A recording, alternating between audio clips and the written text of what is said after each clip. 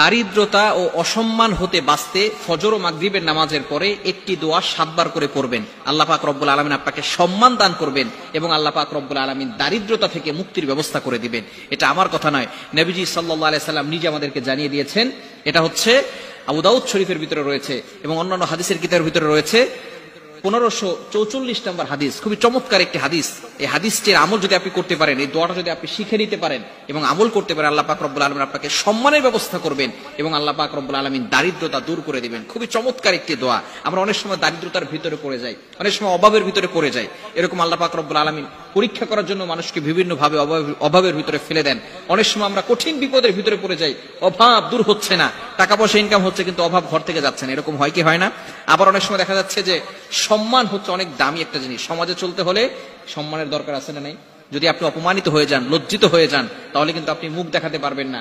খুব মনের ভিতরে কষ্ট লাগে যে আমি লজ্জিত হলাম, অপমানিত হলাম, লাঞ্ছনা, এই লাঞ্ছনার জিন্দেগিটা খুবই কষ্টকর। এজন্য আল্লাহ পাক রব্বুল আলামিন যাতে করে আপনাকে সম্মানিত করেন এবং আপনি সকলের সামনে সম্মান পেতে চান এবং শ্রদ্ধা পেতে চান, সম্মানের সাথে চলতে চান, তাহলে অবশ্যই এই আমলটা বেশি বেশি করবেন। ফজর নামাজের পরে 7 বার, মাগরিবের নামাজের পরে 7 বার পড়বেন। দোয়াটি হচ্ছে আল্লাহুম্মা ইন্নী আউযু বিকা মিনাল ফাকরি ওয়াল কিল্লাতি ওয়াজ জিল্লা ওয়া আউযু বিকা মিন আন আযলিমা আও উযলামা। খুবই চমৎকার একটি দোয়া। আপনি আল্লাহর কাছে আশ্রয় চাচ্ছেন, আল্লাহুম্মা ইন্নী আউযু বিকা মিনাল ফাকরি, আল্লাহ দারিদ্রতা থেকে আমি আপনার কাছে আশ্রয় চাচ্ছি, ওয়াল কিল্লাতি ওয়াজ জিল্লা, আল্লাহ আপনার কম দয়া হতে আমি আশ্রয় চাচ্ছি, এবং আল্লাহ আমি অসম্মান হতে আশ্রয় চাচ্ছি। অর্থাৎ আল্লাহ তুমি আমাকে সম্মানের ব্যবস্থা করো। জিল্লাত, আল্লাহ আমাকে অপদস্থ করবে না, আমাকে লাঞ্ছিত করবে না, আল্লাহ তুমি আমাকে সম্মানের ব্যবস্থা করো। আল্লাহুম্মা ইন্নী আউযু বিকা মিনাল ফাকরি ওয়াল কিল্লাতি ওয়াজ জিল্লা। এরপরে আপনি দোয়া করছেন আউযু বিকা মিন আন আযলিমা আও উযলামা, আল্লাহ আমাকে জুলুম করা হতে এবং নির্যাতিত হতে তুমি আমাকে হেফাজত করো, তোমার কাছে আমি আশ্রয় প্রার্থনা করছি। অর্থাৎ আপনি যদি কারো উপরে জুলুম করে ফেলেন তাহলে কিন্তু ভয়ঙ্কর একটি গুনাহের কাজ করে ফেলবেন, কারণ জুলুম আল্লাহ তাআলা সহ্য করেন না। আল্লাহ কারো উপর জুলুম করবেন না এবং জুলুম করা আল্লাহ তাআলা কখনোই পছন্দ করেন না।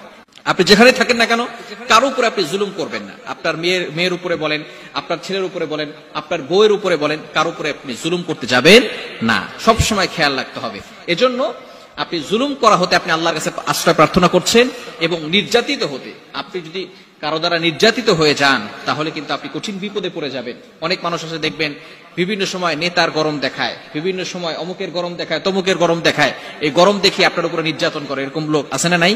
আপনি এই দোয়াটা পড়লে এই ধরনের নির্যাতিত মানুষদের থেকে আপনি বাঁচতে পারবেন এবং যারা জুলুম করে তাদের হাত থেকে আপনি বাঁচতে পারবেন। আপনি জুলুম করা হতে এবং নির্যাতিত হওয়া থেকে আপনি বাঁচতে পারবেন। এই জন্য এই দোয়াটা ফজরের নামাজের পরে 7 বার পড়বেন, মাগরিবের নামাজের পরে 7 বার পড়বেন। আল্লাহুম্মা ইন্নী আউযু বিকা মিনাল ফাকরি ওয়াল কিল্লাতি ওয়াজ জিল্লা ওয়া আউযু বিকা মিন আন আযলিমা আও উযলামা।